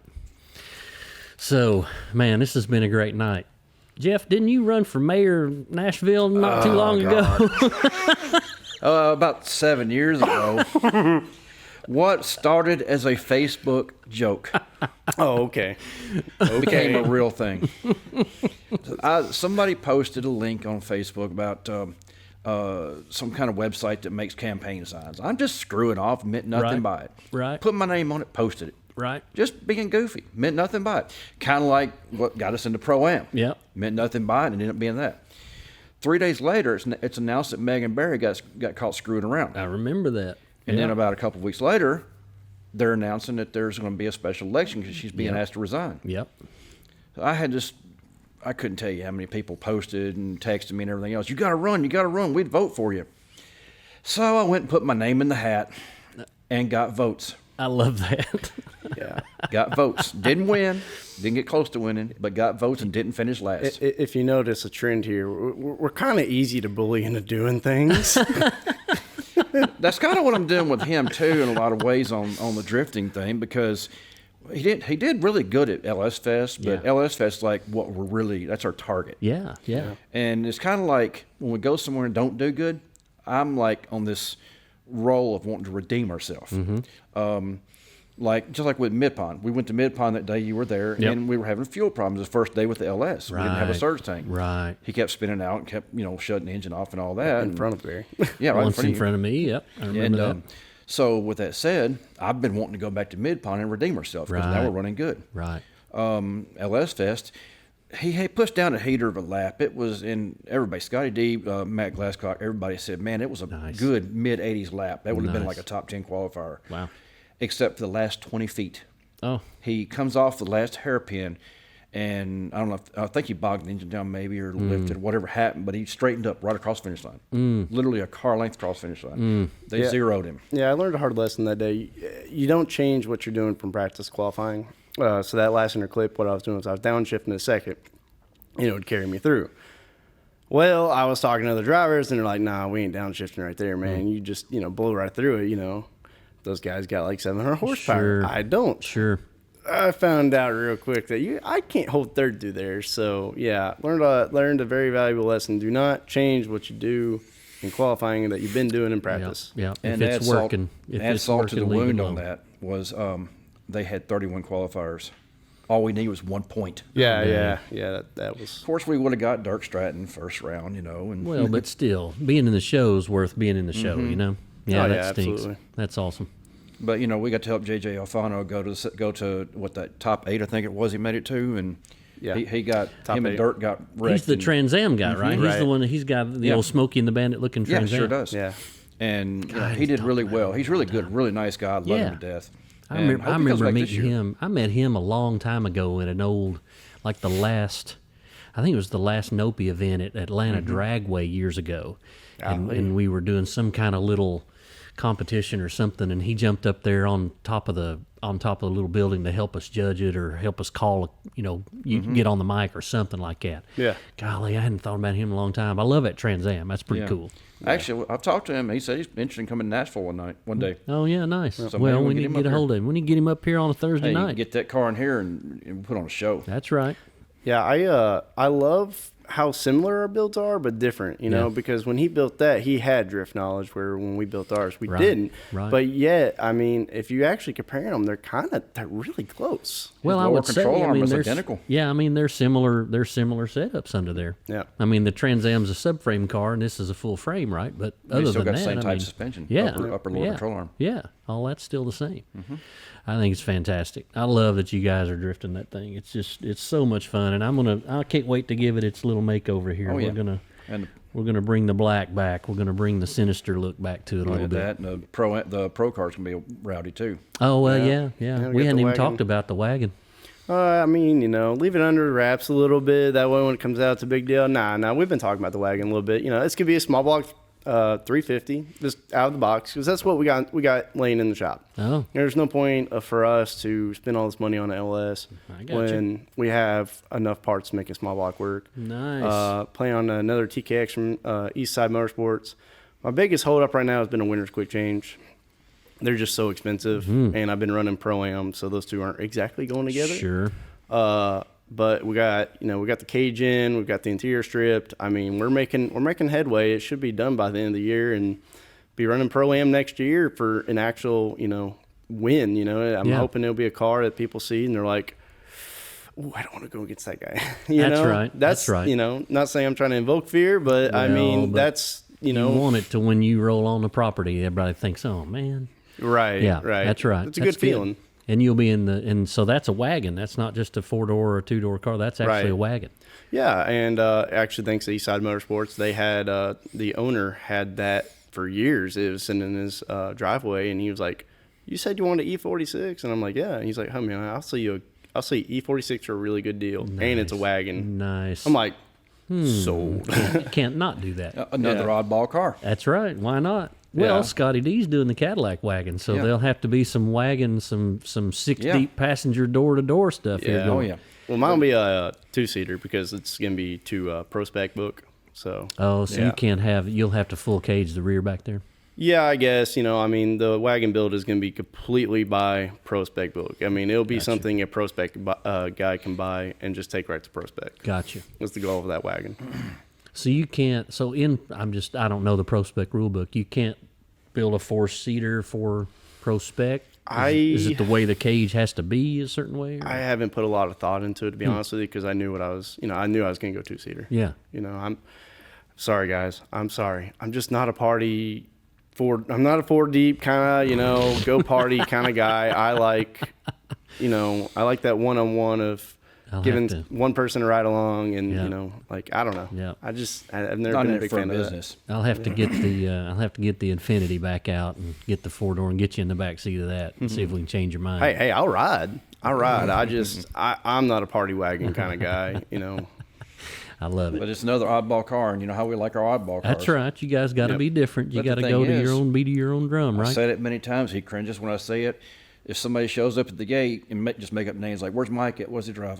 Blue E46. There's Yeah. 10 of them here. Yeah, yeah. Yep, Where's Steve at? What does he drive? Black 240SX. Yeah, There's there's 8 of 10 those of here. those here, yeah. Where's Justin at? What does he drive? The Monte Carlo. Oh, we thought he's right over there. Yeah.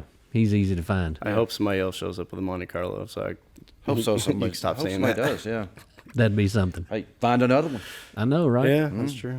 I got an old Cutlass. I got a 76 Cutlass. Let's do it. I got an old Cutlass. I need to bust that button. Let's do it. There is a lot of fun about when people walk up to the car and they're like, "I don't know what that is." Yeah. Yeah, Yeah, is I that bet. I bet. I mean, a lot of people guess at it, and I think that adds a little bit of lore to the car, also. Mm-hmm. That most people don't know what it is. Oh yeah, we've heard Thunderbird. Oh, I gosh. even heard El Camino. El Camino. Somebody called it an El Camino. Well, I think that's because in old FD days there was an El Camino. and Yeah, so- I remember that. Yeah, so what I was think that guy's name? Yeah. no clue. But I wish I knew where he was because I'd have some questions. Yeah. I do remember that. It was a newer body. It was like a Malibu body, El Camino. yeah. Yeah, the smaller one. Yeah. Oh yeah. No, there's some of those like Malibus and Monte Carlos and Buicks and all those out there drifted.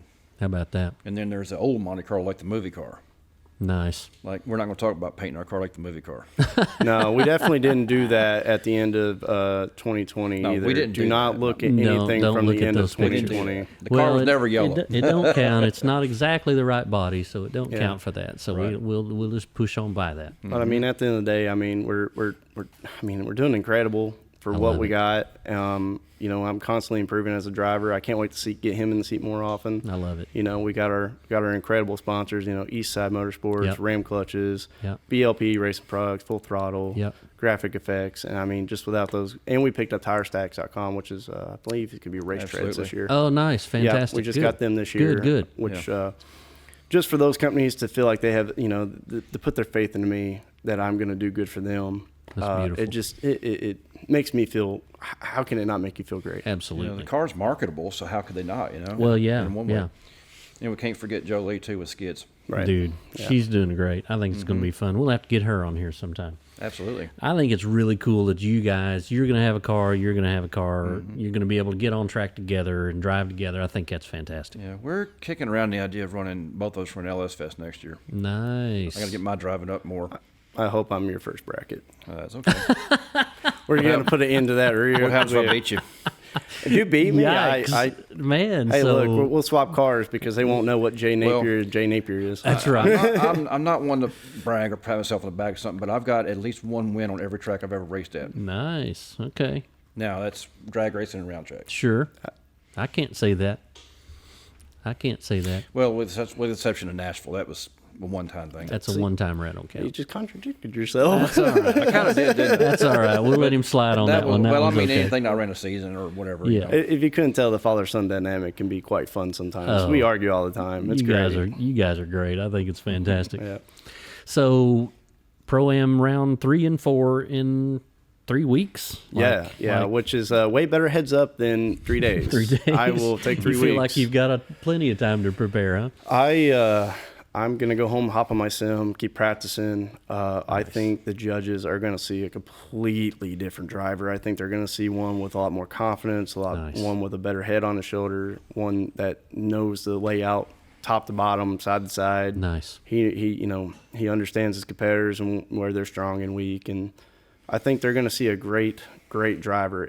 I still don't know if I have what it takes to really beat those guys, but I think instead of just taking a zero, in my first battles, I took zeros. I zeroed quite a lot, and that's okay. I learned, but I think in round 3 and 4, I'm going to make them work for the win. Nice. Now, round 2, his first battle, he put down a heater of a lead lap. I mean, he really put down probably the best lap of the weekend. I love hearing you say drift slang, like heater. That's yeah. I'm learning. I'm It's trying really to learn. rubbing I'm trying off to on learn you. this younger crowd. You know, I love it so and much. he's cringing on it too. Now, if we could just fantastic. get you to eat smoked mayonnaise. Yeah, right. Just sneak it in his sandwich, man. Just so we don't get $80 burgers like last time. I paid for his Texas Roadhouse one time to eat a jalapeno popper. Oh, Worth it. where's it? Worth it. It was hot. Worth it. Guys, you guys have been fantastic. We're going to wrap this up tonight. Guys, we just want to thank our sponsors. We don't have any sponsors, so we'll thank Graphic Effects and Slide Factory. That's our sponsors. It's all Yeah. coming out of my pocket right now, so we need to work on that end of it. But if you guys got any sponsors you want to plug one more time, feel free. Yeah, absolutely. Eastside Motorsports, Ram Clutches, BLP Racing Products, Full Throttle, Graphic Effects. I love it. And TireStacks.com or Race Treads. They're kind of in the middle of a transition Oh, I for got you. naming right now, so it's a hair confusing right now with what to say for them. You know, Gotcha. Fantastic. Guys, thanks for joining us tonight again. This is Get Slydewayz with Barry Clapp, sponsored by Slide Factory. We're on the Slide Factory page. Give us a like, give us a share, give us a follow, all that good stuff. You should be able to find the uploads of this here in the next couple of days back on the Slide Factory page. It's also on YouTube TV. You can go to Slide Factory on YouTube TV. There's a Slide Factory with a space between them, and there's a Slide Factory without a space in between them somehow. So go ahead and give them both a like and a follow, and that way you won't miss anything. We're a few weeks away from our next event. We'll be up at Beach Bend for the Pro Touring Truck Shootout in 3 or 4 weeks. That's the second weekend in April, and then the next event is June. That's the Bluegrass Bash at the NCM Motorsports in the road course in the Sinkhole. You guys have got to be sure and bring the money to that dude. Oh, we will not miss it. Absolutely. Absolutely. Take care, guys. Thanks for watching. We'll catch you next week.